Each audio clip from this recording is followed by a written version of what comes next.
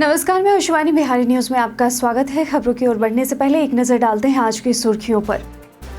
BSEB super 50 coaching परीक्षा admit card जारी। 8 अप्रैल को आयोजित होगी बीएसईबी सुपर 50 की परीक्षा।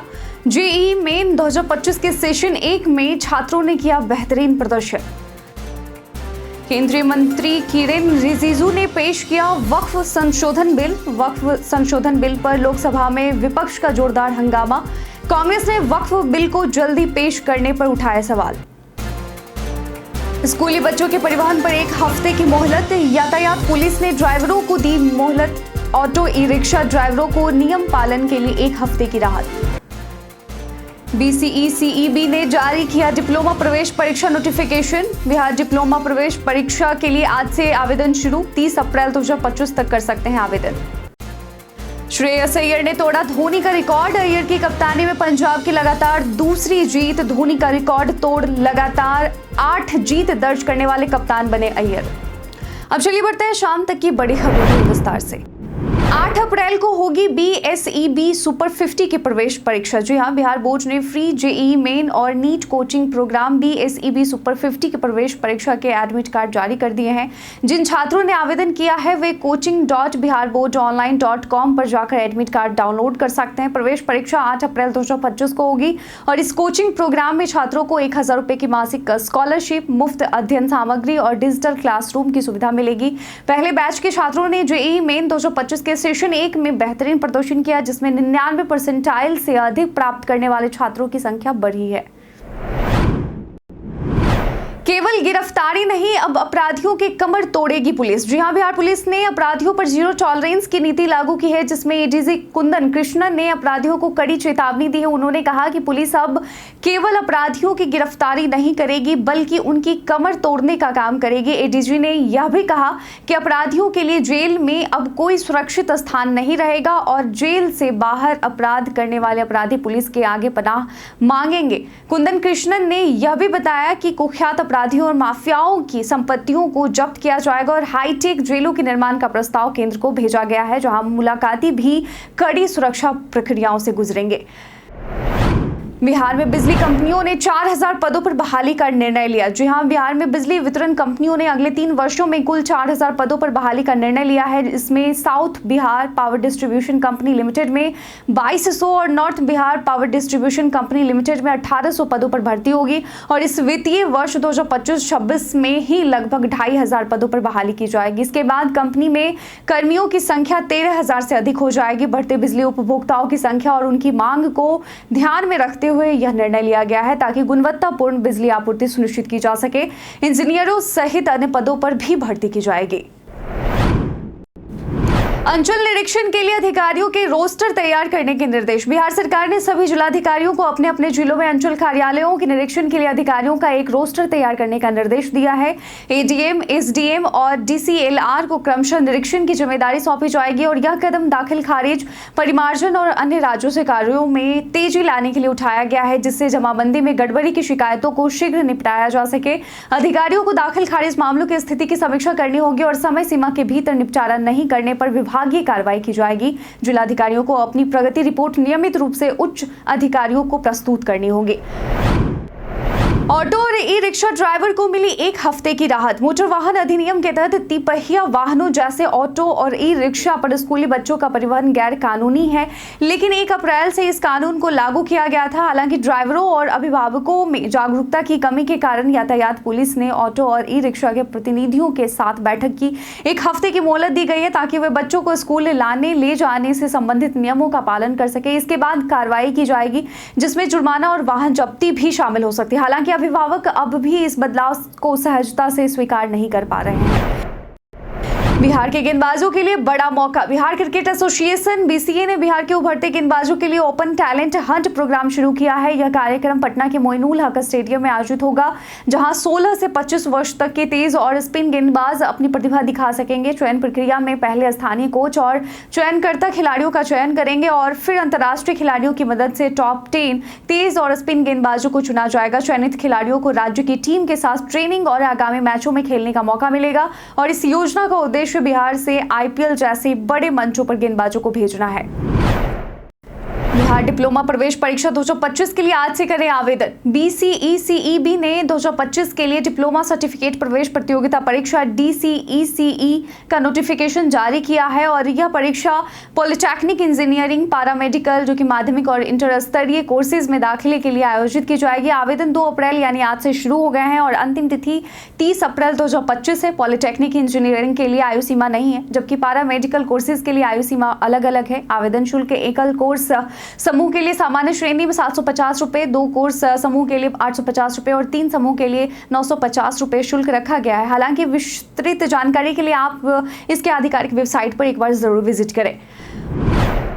और इसके साथ ही खबरों की ओर आगे बढ़ने से पहले एक महत्वपूर्ण बात, हमारे निवेदन पर आपने जिस तरह से हमारा साथ दिया और बड़ी संख्या में हमारे चैनल को सब्सक्राइब किया, इसके लिए हम आपके प्रति अपनी गहरी कृतज्ञता और आभार व्यक्त करते हैं। आप सभी का सहयोग हमारे लिए बहुत मायने रखता है।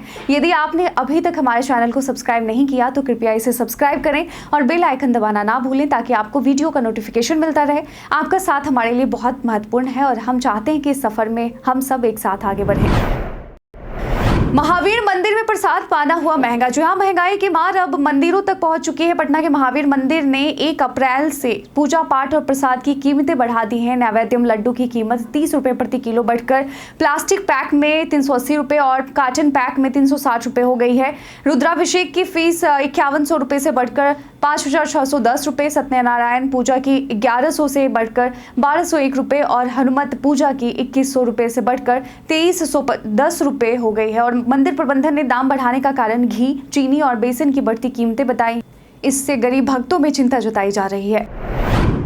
सुप्रीम कोर्ट ने बिहार पुल सुरक्षा मामले को पटना हाईकोर्ट को किया स्थानांतरित। बिहार में पुलों के गिरने से जुड़ी जनहित याचिका को उच्चतम न्यायालय ने पटना उच्च न्यायालय को स्थानांतरित कर दिया है। अदालत ने कहा कि पटना उच्च न्यायालय पुलों की संरचनात्मक और सुरक्षा अंकेक्षण की निगरानी मासिक आधार पर कर सकता है। राज्य सरकार ने हलफनामे में बताया कि उसने लगभग 10,000 पुलों का निरीक्षण किया है और इस मामले में बिहार सरकार को जवाब दाखिल करने के लिए पहले भी समय दिया गया था। याचिका में संरचनात्मक अंकेक्षण और विशेषज्ञ समिति गठित करने की मांग की गई थी ताकि जर्जर पुलों की पहचान की जा सके और उन्हें सही किया जा सके। सरकारी विद्यालयों में स्वास्थ्य शिविर होंगे आयोजित। राज्य सरकार ने सरकारी विद्यालयों में छात्रों के स्वास्थ्य को बेहतर बनाने के लिए एक मुहिम शुरू करने का निर्णय लिया है। इसके तहत सभी सरकारी विद्यालयों में स्वास्थ्य शिविर लगाए जाएंगे जिनमें नजदीकी स्वास्थ्य केंद्रों की मदद ली जाएगी और इन शिविरों में बच्चों की स्वास्थ्य जांच की जाएगी और स्वच्छता के प्रति जागरूकता भी बढ़ाई जाएगी।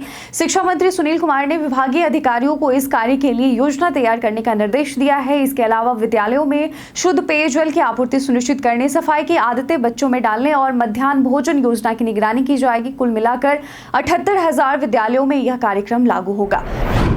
नई रेल लाइन से पटना देवघर सफर हो गया आसान। पटना से देवघर तक यात्रा अब आसान होगी क्योंकि सुल्तानगंज से बांका होते हुए देवघर तक 78.08 किलोमीटर लंबी नई रेल लाइन बनने जा रही है।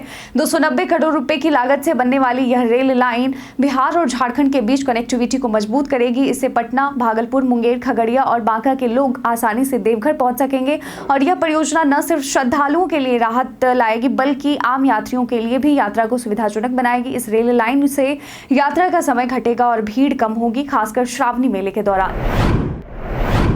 राज्यपाल ने कहा समाज की एकता से ही होगा विकास। राज्यपाल मोहम्मद आरिफ मोहम्मद खान ने रोहतास में भारतीय नववर्ष समारोह में कहा कि समाज को टुकड़ों में नहीं बंटना है क्योंकि जब भारत की ज्ञान संस्कृति पुनः स्थापित होगी तब देश एकजुट रहेगा और समाज में विभाजन नहीं होगा। उन्होंने यह भी कहा कि जब समाज के लोग एकजुट होंगे तो भारत 2047 तक एक विकसित राष्ट्र बन सकता है। उनका मानना था कि टुकड़ों में बंटकर विकास संभव नहीं है और न ही प्रगति की दिशा में आगे बढ़ा जा सकता है। समाज में बुद्धि, विवेक और ज्ञान का बढ़ना आवश्यक है ताकि एकता कायम रहे और देश के विकास की राह खुल सके।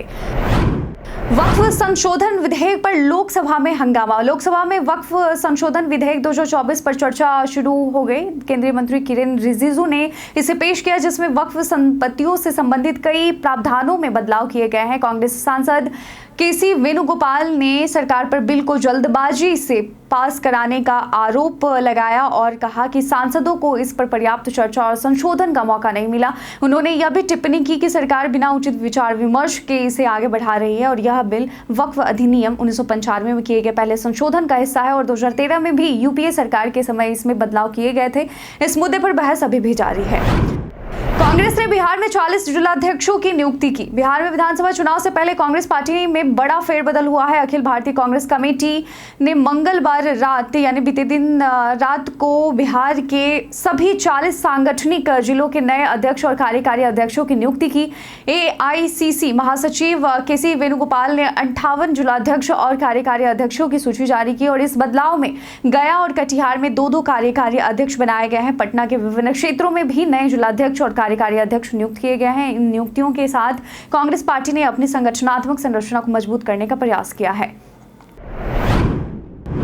धोनी का रिकॉर्ड तोड़ लगातार 8 जीत दर्ज करने वाले कप्तान बने अय्यर। पंजाब किंग्स के कप्तान श्रेयस अय्यर ने लखनऊ सुपर जायंट्स के खिलाफ आईपीएल 2025 में शानदार जीत दर्ज किया और अपनी टीम को 8 विकेट से जीत दिलाई। इस जीत के साथ अय्यर ने एक बड़ा रिकॉर्ड तोड़ा, जिसमें उन्होंने एमएस धोनी का आईपीएल में लगातार कप्तान के रूप में सबसे ज्यादा जीत का रिकॉर्ड तोड़ दिया।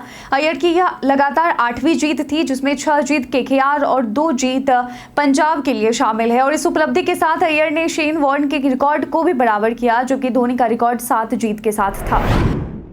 बीते दिन हमारे द्वारा पूछे गए सवाल का आप लोगों में से बहुत लोगों ने अपना जवाब में कमेंट सेक्शन में लिख कर दिया था। जिन्होंने पूछे गए सवाल का जवाब दिया उनके नाम है मोहम्मद शाकिर हुसैन, सुरेंद्र कुमार, संजीव कुमार, अनवर करीम खान, राजकिशोर महतो, कामेश्वर सिंह, नौशाद रजा, कौशलेंद्र सिंह, अनिल प्रसाद, निधि नाथ निधि, अमन कुमार गुप्ता, संजीत कुमार सुमन, रंजीत मिश्रा। इसके साथ ही बढ़ते हैं आज के सवाल की ओर। आज का सवाल है कि आपको क्या लगता है, महंगाई के कारण धार्मिक स्थल में पूजा और प्रसाद की कीमतों में बढ़ोतरी का असर गरीब भक्तों पर पड़ेगा? अपना जवाब में कमेंट सेक्शन में लिखकर जरूर बताइएगा। आज के बुलेटिन में बस इतना ही। बिहार की तमाम खबरों के साथ बने रहने के लिए देखते रहे बिहारी न्यूज़। धन्यवाद।